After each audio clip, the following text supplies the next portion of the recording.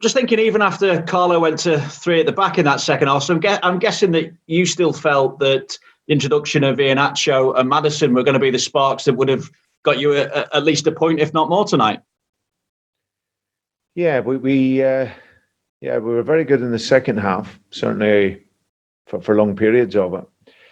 We're disappointed with the start. It's something that's crept back into our game, especially since we've come back, but we haven't started quick enough, Vinny. And after actually controlling the possession, we found ourselves a goal behind, which was soft, but it's early in the game, so you can still get something back in the game. But obviously the penalty, I thought, was very, very harsh against us and taking so long for it to be given. So in this current environment, we're 2-0 down, it can be very, very difficult. We've had to try and change it at half-time to rescue the game. We get an early goal in the second half, and then we were much, much better, which makes it equally frustrating because, we really set out to start with that tempo and aggression, and we didn't do that. So, but yeah, it felt like we could, with enough of the ball, we got into some really good areas, but we just couldn't quite make that final bit of creativity that could get us the goal. So, and then it ends up being a disappointing result for us. Just back to that penalty decision. Is it a clear and obvious error when it takes 2.5 minutes for VAR to come to a decision? Well, I don't think so. I think it was so harsh. We have had a few of those that we haven't got this year, and it was obviously, and it was clearer than that. It was a clear contact with the hand, and we haven't got it. So for us to have that given against us, and it was very, very difficult to then go 2-0 behind. What with that? So yeah, it certainly wasn't clear and obvious. When you're in a position where you've got something to lose, which Leicester City as a football club are at the moment, pressure will start building because obviously you don't want to lose the spot that you're in. How do you kind of deflect that from the players when you're obviously struggling to get that next win at the moment? Yeah, well, that's something. Listen, I assume the responsibility for all that. The results and performances is my job. That's what I'm here to do. So thankfully for how we performed for a good part of this season, Vinny, it's got us into a really strong position. And even though our form hasn't been the best for a period now, we still have it within our hands to achieve what it is which would be a dream for us, getting into that top 4. But we can only think about that once we get the performance level right.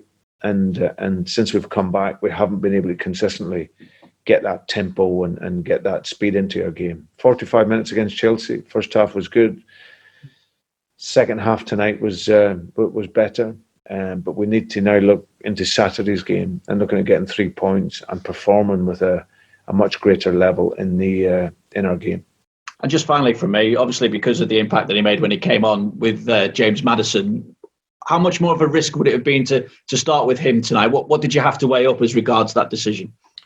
Well, one, he hadn't trained, and two, he still had issues with it, and you could see him in the second half. He wasn't quite moving as he normally does, but he was absolutely brilliant when he came on. You see the invention he has in the game. You see the quality. He's got such personality in the game. He wants to take the ball, and we needed that in the game because we didn't have enough personality in the first half. So he came in and changed it for us. Along with Kel's up front, he was up there to support.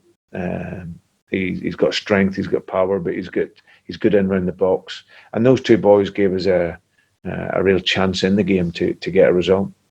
Top man, good to see you. Cheers. Thanks, Vinny. Thank you. Take care.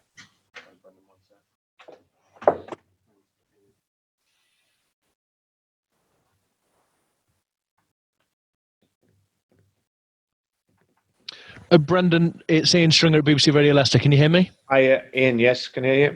Hi. Yes, good. Excuse me. We're still up in the commentary box at Goodison Park, having watched the defeat. You just mentioned Kelechi Iheanacho and his impact. He was actually given the man of the match by my colleague Matt Piper tonight.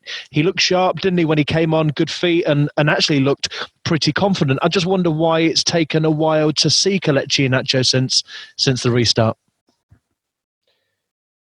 Yeah, well, I think if you look at if we look at the first game, the game was obviously a different game. So and then we get the goal in the end that we were looking for. So so there's no need then really to put them on. To be fair, Watford equalised later on.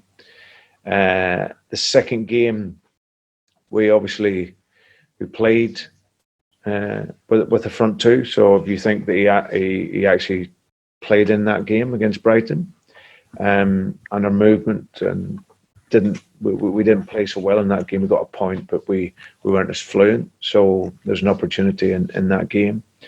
The Chelsea game was a different game, and like I said, we were looking at them this evening to obviously come in and make the impact. So and thankfully he did that. I thought he was very, very good. Him and James Maddison.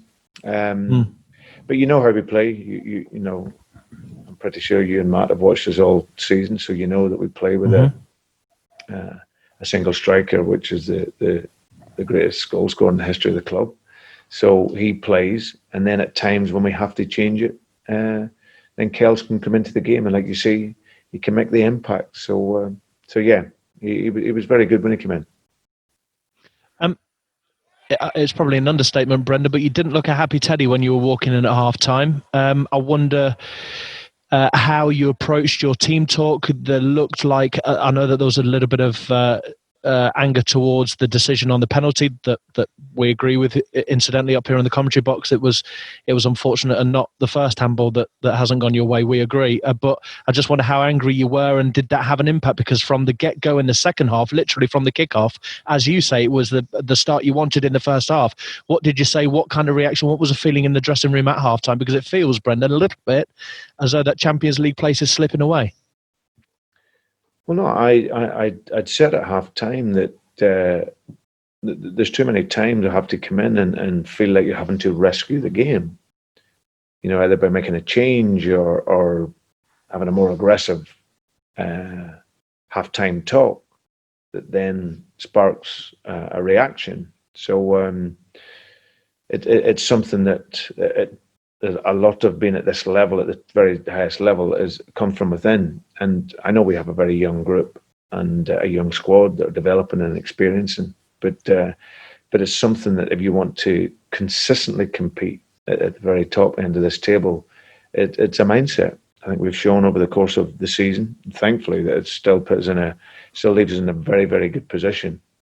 But there's no doubt that we have to have a reset mentally if we're going to go and achieve what it is we want to achieve. Because, like I say, it's there's too many times that you're having to change that mentality. So, and that's, listen, I'm fully aware. You know, I have perspective as well, where a lot of these players have come from, and especially young players. We're in a fantastic position, but we've got to try and sustain that. We've shown we've got the talent. But this is now about this end of the season is really about coping with that, and that's something that I need to try and help them do. You've already been asked this evening about the fears of losing something that you had rather than gaining something that you never had. But are you worried about the Champions League spot at this stage, Brendan? No, listen, I think that I've always said we will push to finish high as we possibly can, Ian, and if we finish outside it, then we haven't been good enough. It's as simple as that. You know, you have to sustain it, over 38 games. And we've got 6 more games to go. And we have to fight to finish as high as we possibly can. And that's what we'll do. If we finish outside it, we haven't been good enough. So. But that decline must concern you, though, Brendan. We were talking to you at Aston Villa about second in the Premier League and the possibility of at one stage maybe even challenging Liverpool. You were above Manchester City, and you were playing some very, very different football to you are now. There must be that decline must concern you, and particularly in the first half, passes going astray. Charles Soyuncu's twice had to dig the team out of 2 1-on-1s that could have ended very, very differently. Kasper Schmeichel doing his job, I'll grant you, but penalty saves since a restart, saving them with his feet, I think, at Watford very early on. There's been moments in matches where that decline looks to have been pretty sharp, respectfully. Yeah, Yeah, absolutely. And it's hard to put the finger on it, Ian, to be fair. We come back and we're playing in empty stadiums and the environment has changed. However, it's something that we will work very hard to try and improve. Like I said, we've been terrific for a lot of the season. The level of our game has been at a high level, and somehow we need to work our way back to doing that. But it really starts from a mentality, because we've clearly got talent, but this stage of the season is a bit more than that.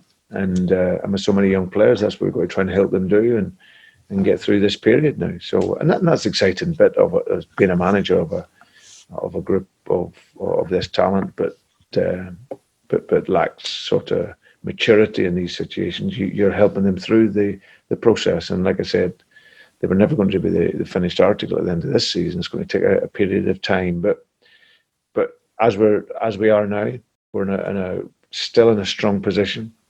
But we need to turn the screw now, and so we'll get back in tomorrow, and we need to really look at taking 3 points from Saturday's game.